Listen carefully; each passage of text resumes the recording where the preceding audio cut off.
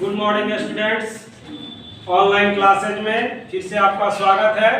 हम लोग अध्ययन कर रहे हैं क्लास 10 का सब्जेक्ट हिस्ट्री, लेसन 4 भारत में राष्ट्रवाद, जिसके क्रम में हम लोगों ने पिछले क्लास में अध्ययन किया था राष्ट्रवादी आंदोलनों का आरंभ, जिसमें हम लोग समाजवादी क्रांतिकारी के विषय में अध्ययन किए थे, पूर्ण स्वराज की मांग कर रहे थे। आज हम लोग अध्ययन करेंगे उसके आगे गांधी जी का समझौतावादी रुख। गांधी जी ने सोचा कि अंग्रेजों के साथ मिलकर हम लोग समझौता के माध्यम से, शांति के माध्यम से स्वराज की प्राप्ति करेंगे। तो उन्होंने उस समय के भारत में वर्तमान वायसराय लॉर्ड इरविन थे, इनके सामने उन्होंने प्रस्ताव रखा, 11 सूत्री मांगों को रखा कि हम लोगों को स्वतंत्रता प्रदान की जाए, हम लोगों को स्वराज मिलना चाहिए, हमारे साथ न्याय होना चाहिए। इन सब मुद्दों को उठाए और गांधी जी और इरविन के बीच समझौता करने के लिए तैयार हो गए। लेकिन इरविन समझौता करना तो दूर, गांधी जी से मिलने के लिए भी तैयार नहीं हुआ और गांधी जी से नहीं मिला, इनकार कर गया। इस बात से नाखुश होकर गांधी जी और उनके सहयोगियों ने, आंदोलनकारियों ने यह निर्णय लिया कि अब हम लोगों को विनम्रता पूर्वक यानी सविनय अवज्ञा आंदोलन या किसी भी तरह से हम लोग उनके सामने झुकेंगे नहीं, बल्कि अपने आंदोलन को और तीव्र गति से तेज करेंगे, आंदोलन करेंगे। आंदोलनों के परिणाम स्वरूप ही हम लोगों को आजादी मिल सकती है। ईंट का जवाब हम लोग पत्थर से देंगे। इसलिए गांधी जी ने निर्णय लिया कि अब हम लोगों को आंदोलन करना चाहिए और कानून को भंग करना चाहिए। तो उन्होंने दांडी यात्रा शुरू किया।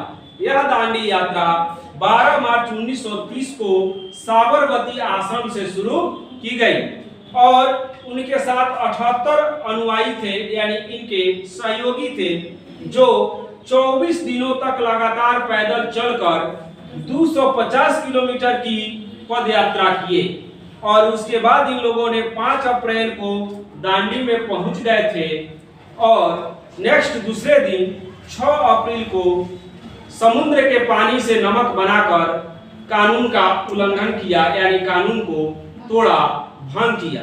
यह लहर, इस आंदोलन का लहर जो है प्रसार पूरे भारत में हुआ। व्यापक पैमाने पर स्कूल के विद्यार्थियों ने भी, अदालत के वकीलों ने भी और भी कई जगह काम करने वाले कर्मचारी जो भारतीय थे, उन लोगों ने भी इस कानून का साथ दिया और अंग्रेजी कानून का विरोध किया। आगे हम लोग देखेंगे नमक सत्याग्रह का प्रसार। नमक सत्याग्रह का प्रसार पूरे भारत में हुआ है। जैसे मान लीजिए कि तमिलनाडु में सी राजगोपालाचारी हैं, इन्होंने नमक सत्याग्रह का समर्थन किया और कानून का उल्लंघन किया। मालाबार में के केलपन ने नमक सत्याग्रह का समर्थन करते हुए नमक बनाकर कानून का उल्लंघन किए। खान अब्दुल गफ्फार खान, ये ऐसे व्यक्ति हैं जिनको सीमांत गांधी के नाम से भी जाना जाता है। इन्होंने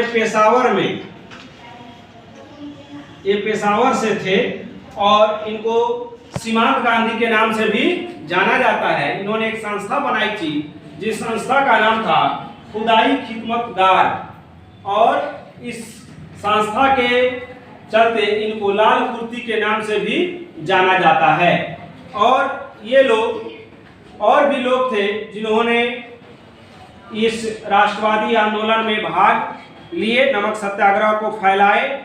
आगे चलकर सोलापुर में गांधी जी को गिरफ्तारी के विरोध में आंदोलन होने लगा। गांधी जी को गिरफ्तार किया गया, उसके विरोध में आंदोलन हुआ। बहुत सारे लोग हड़ताल प्रदर्शन किए, हजारों मजदूरों ने भी इस आंदोलन में भाग लिए। नमक सत्याग्रह में सबसे तीव्र प्रतिक्रिया रही और वह जहां सरोजनी नायडू, इमाम साहब आदि के नेतृत्व में भी आंदोलन जो है व्यापक पैमाने पर किया गया।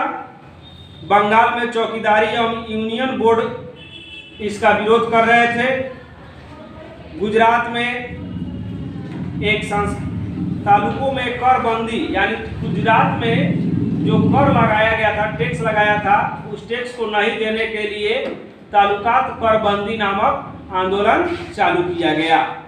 उसके बाद असम में भी एक आंदोलन चला जिसको कहते हैं कनिंघम सर्कुलर। इसमें छात्रों ने एक शक्तिशाली आंदोलन चलाया। मणिपुर और नागपुर में रानी गैड्यूलियू इसने क्या किया, प्रशंसनीय नेतृत्व यानी अच्छा काम किया, अंग्रेजों के विरुद्ध आंदोलन किया। अब आगे है बिहार में आंदोलन का प्रसार कैसे होता है। आगे है बिहार में आंदोलन, यानी दांडी यात्रा का बिहार में कैसे प्रचार हुआ, किस प्रकार बिहार में फैला।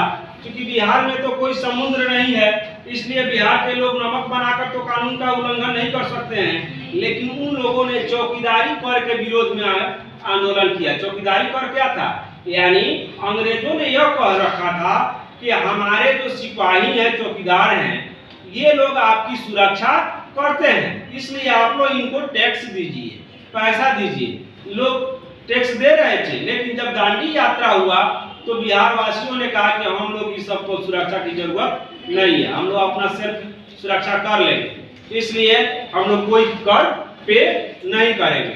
तो सिवान से गंगा राय चौकीदारी कर के विरोध में आंदोलन किए, सामने आए।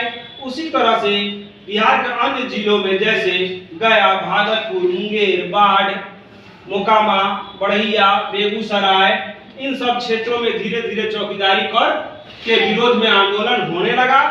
इसी क्रम में सविनय अवज्ञा आंदोलन जो हुआ था, उसमें भी छापरा जेल में जितने भी कैदी थे, उन्होंने विदेशी कपड़े पहनने से इनकार कर दिया था। कैदियों का जो वस्त्र होता था वो विदेशी था, उसको पहनने से ये लोग इनकार कर गए थे।